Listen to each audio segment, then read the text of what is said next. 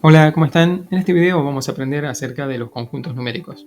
Nuestro primer conjunto es el conjunto de los números naturales. Este conjunto se representa con la letra n y tiene un primer elemento, que es el 1, y a partir de ahí se incrementa sumando de a una unidad. 1, 2, 3, 4 y así sucesivamente hasta el infinito. Este conjunto se puede representar con un diagrama de Venn, al que le vamos a poner la letra n. Ahora bien, en el conjunto de números naturales yo puedo resolver las sumas, puedo resolver las multiplicaciones, pero el problema es que no puedo, por ejemplo, hacer determinadas restas. Por ejemplo, si yo tuviera el número 3 y le resto 4, el número 3 pertenece al conjunto de números naturales, el número 4 pertenece al conjunto de números naturales, pero el resultado, que sería menos 1, no pertenece al conjunto de los números naturales y por lo tanto la resta no se puede resolver en todos los casos en el conjunto de los números naturales. Para resolver este problema, el conjunto de los números naturales se amplió con el conjunto de los números enteros. El conjunto de los números enteros, que se representa con la letra Z, entonces viene desde el menos infinito y también va incrementándose de una unidad y así, incrementándose, llega un momento en que estamos, por ejemplo, en el menos 3, menos 2, menos 1, el 0, el 1, el 2, el 3 y así sucesivamente hasta el más infinito. El conjunto de los números enteros y el conjunto de los números naturales tienen una relación entre ellos y esa relación es de inclusión, es decir, que el conjunto de los números naturales está incluido en el conjunto de los números enteros, lo que podemos representar como n incluido en z. Ahora bien, con los números enteros yo puedo ahora calcular cualquier resta. Por ejemplo, yo hago 3 menos 9, fíjate que el 3 pertenece al conjunto de los números enteros, el 9 pertenece al conjunto de los números enteros y el resultado, que es menos 6, también pertenece al conjunto de los números enteros. Pero no todas las operaciones se van a poder resolver. ¿Qué pasa si yo quiero dividir dos números enteros? Bueno, vamos a ver primero un caso en el que sí. Por ejemplo, yo puedo decir 15, que es un número entero positivo, lo voy a dividir por 3 y el resultado me da 5. Y estos tres números pertenecen al conjunto de los números enteros. Pero, ¿qué pasaría ahora si yo, por ejemplo, quiero hacer 5 dividido 2? Si yo hago esta cuenta, me va a dar 2,5. Pero ese número, 2,5, fíjate que no está en este conjunto, porque tendría que estar en un lugar en el medio entre el 2 y el 3. Pero acá no tiene ninguna representación. Eso quiere decir que no todas las divisiones se pueden resolver en el conjunto de los números enteros. Para solucionar este problema, entonces, surgen los números racionales. Los números racionales los vamos a expresar la definición del conjunto por comprensión. Son los cocientes de la forma A sobre B, donde A es un número entero y B es un número entero distinto del 0.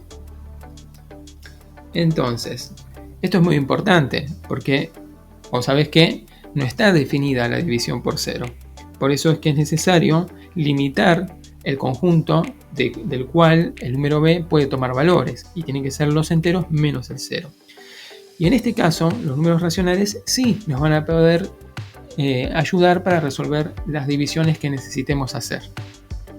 Las divisiones, bueno, pueden ser los resultados de esas divisiones pueden ser de distinta clase. Mira, yo por ejemplo puedo hacer 9 dividido 3 me va a dar 3. Y este número, 3, es tanto un número natural como un número entero, como un número racional, ¿verdad? Porque fíjate que está presente en los tres conjuntos.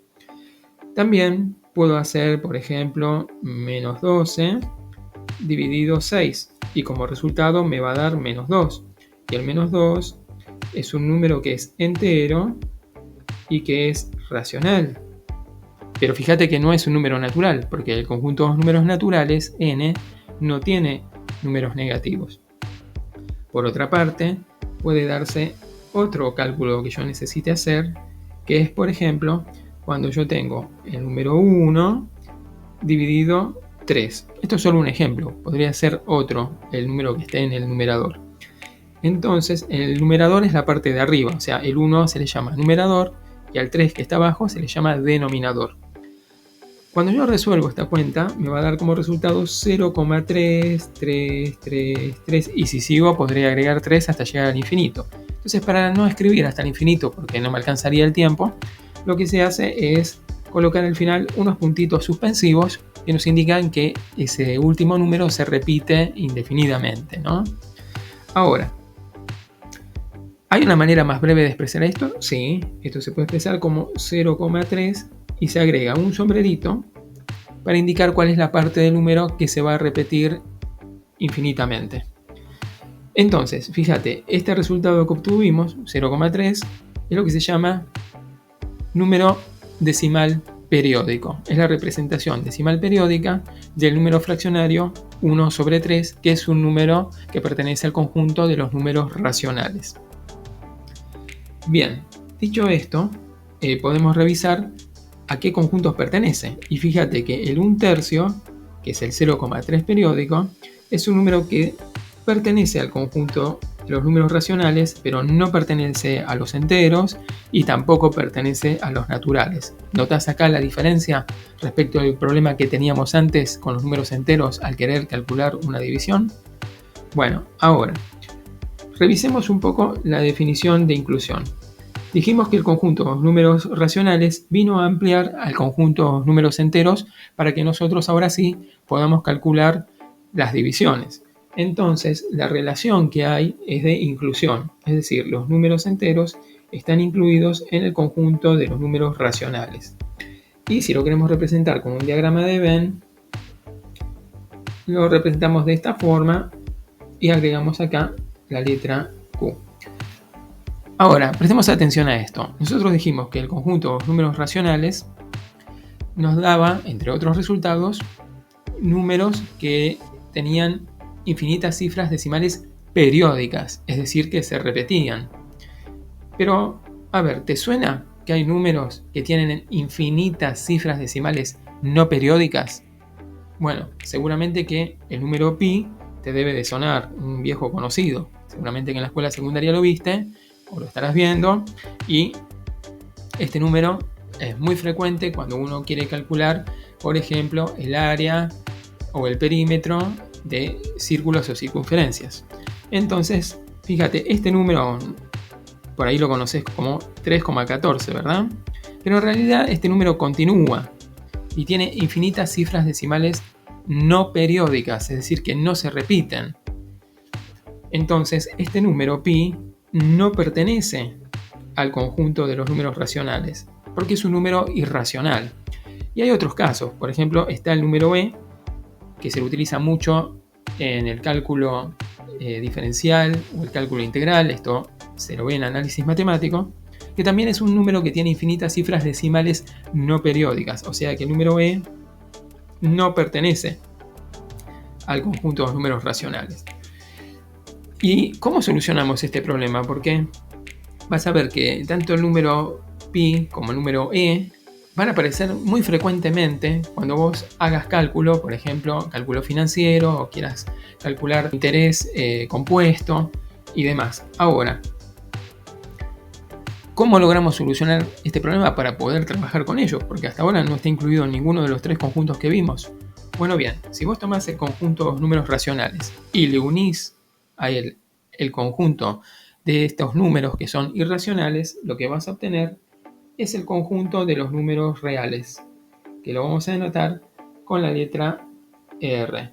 Entonces, los racionales guardan relación de inclusión respecto de los reales, pero los reales son la unión de los racionales con me voy a tomar la licencia de representarlo de esta manera, los irracionales. Los pongo como si fuera una I.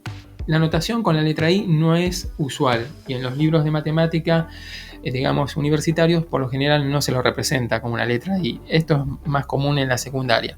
Pero bueno, a fines prácticos y para poder comprender, digamos, más claramente lo que quiero decir, lo voy a utilizar por esta vez. Entonces tenemos que los reales van a surgir de la unión entre los números racionales y los irracionales. Muy bien. Hasta aquí, algo que es muy importante es saber que cuando nosotros estamos resolviendo algún problema de matemática, siempre vamos a estar trabajando en el conjunto de los números reales, con excepción que explícitamente se nos diga que quieren que calculemos el resultado en otro conjunto. Por ejemplo, en el conjunto de los números enteros, en el conjunto de los números naturales o en el conjunto de los números racionales. Si no te dicen nada, entonces digamos que podemos estar de acuerdo que tenemos que trabajar en el conjunto de los números reales. Muy bien, hasta acá esta breve presentación de los conjuntos numéricos. Nos vemos en el próximo video.